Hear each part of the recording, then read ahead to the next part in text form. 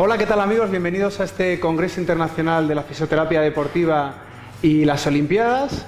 Y bueno, tengo el gran placer, para mí es un honor, entrevistar a José Beirán. Es una persona a la que admiro muchísimo desde hace mucho tiempo. Somos compañeros ahora en la Asociación de Veteranos de Baloncesto del Real Madrid.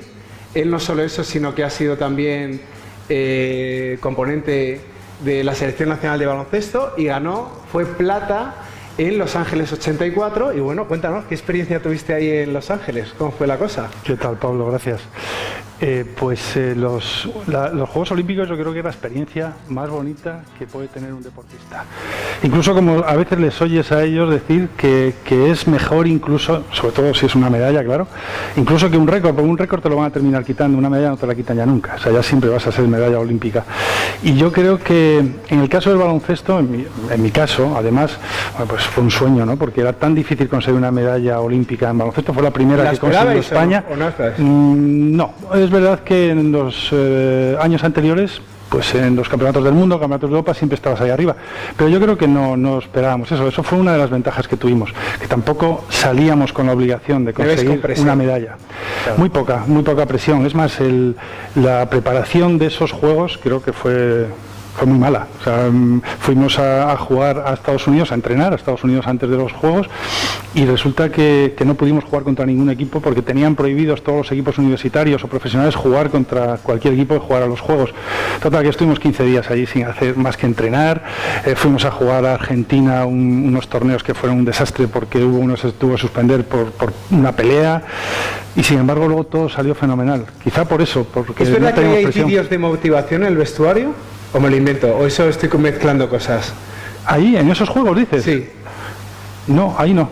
Sin embargo, sí tuvimos uno, ahora que dices eso, antes de unos partidos, claro, entonces no había redes sociales y tal, y entonces mandaban telegramas. Y me acuerdo que antes de un partido, o sea, justo antes de salir al partido, teníamos un taco de telegramas así y se leyeron algunos de esos telegramas. Me acuerdo de unas monjitas de no sé dónde que nos decían cosas y tal. Bueno, puede servir como motivación, pero también es verdad que cuando estás en unos Juegos Olímpicos, estás jugando una semifinal, no necesitas una motivación extra. A veces es incluso peor. Es mejor estar tranquilito. Sí. Bueno, de eso vamos a hablar. José también es psicólogo deportivo, ha estado muy en relación con las Olimpiadas. De hecho, estuvo en Pekín, justo antes de las Olimpiadas de Pekín. ¿Ha tratado algún atleta olímpico de la selección nacional? Cuéntanos la experiencia con atletas olímpicos como psicólogo, o dentro de las Olimpiadas, ¿qué experiencias has tenido? Bueno, como psicólogo parecido a cualquier otro deportista, ¿no? Porque he trabajado con jugadores de tenis o de golf que han sido muy importantes, pero no han sido olímpicos, sobre todo en golf, hasta este año que va a ser olímpico. Es parecido. Hay una diferencia, sobre todo en deportes individuales, y es que algunas veces estos deportistas están 4 años trabajando solo para esto.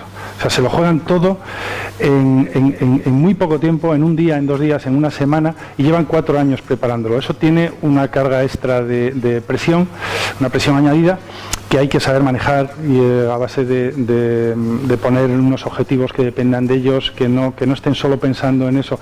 Esa es la diferencia. Luego en Pekín estuve, pero no en los Juegos, estuve justo un año antes de los Juegos con el equipo olímpico de tiro con arco, y era para ir preparando lo que iba a ser. Imagínate que en unos Juegos Olímpicos un tirador, un arquero, pues se va a encontrar con 3.000 o 5.000 personas viéndole tirar, y con una pantalla gigantesca y con altavoces. Eso aquí no lo tiene nunca. Entonces es una diferencia tan grande que todo eso lo tienes que vivir antes. A veces lo vives con fotografías, que es lo que hicimos, fotografías de todo eso, vídeos, para que luego cuando ya salieran a competir de esa manera, que no fuera una sorpresa, que no se quedaran como bloqueados. España, igual, en vez de hacer un entrenamiento normal, le ponen la música a todo volumen. Sí, eso no lo hicimos, pero algunas veces con otros deportistas se hace. Intentar que todas las experiencias que van a tener, o todos los estímulos que van a tener en una competición, se puedan reproducir antes en un entrenamiento. Qué interesante. Bueno, también José es padre de superdeportistas. Javier este año ha hecho una super temporada en Canarias. Y bueno, y ser padre, ¿cómo se dice eso de ser padre ¿se lleva igual? O sea, ¿tú lo gestionas? No se puede llevar igual. No, porque hay un componente emocional muy grande. Yo creo que yo siempre he sido muy frío jugando, he sido tirador. Bueno, yo voy a decir una cosa. Yo cuando era fisioterapeuta de la Selección Nacional Junior, Ángel Pardo, que era el seleccionador por entonces, siempre retaba a cualquier jugador a echar un campeonato de tiro a José, le veían un tío más mayor y tal, y decían, bueno, este está chupado y tal, y se los cepillaba a todos.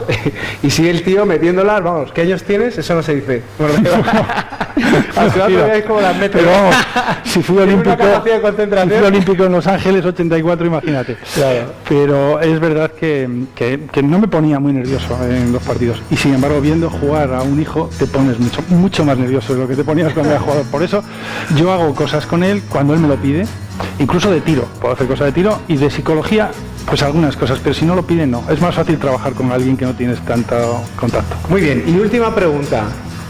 Si dieras un consejo, no solo para atletas olímpicos, sino también para la gente de la calle, cuando tengan una competición, yo que sé, el campeonato del vecindario, la superfinal de Moratalaz o algo así, ¿qué consejos les darías para afrontar esa final o para afrontar psicológicamente un evento deportivo que para ellos sea muy importante, con mucha tensión?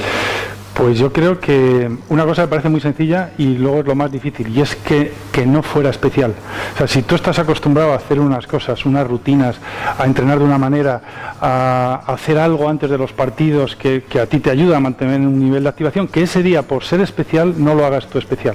Que no digas, bueno, este es mucho más importante este partido, luego tengo que hacer algo diferente. No, si a ti tú has llegado a esa final haciendo algo, sigue haciendo eso y confía en lo que has hecho hasta ese momento. Bueno, pues nada, José Beirán ha sido también colaborador en nuestro máster de fisioterapia deportiva IACES, y muchísimas gracias. Esperamos volver a vernos y no nos vemos en las canchas. Muchas gracias, exactamente. Gracias, amigos. Hasta la próxima.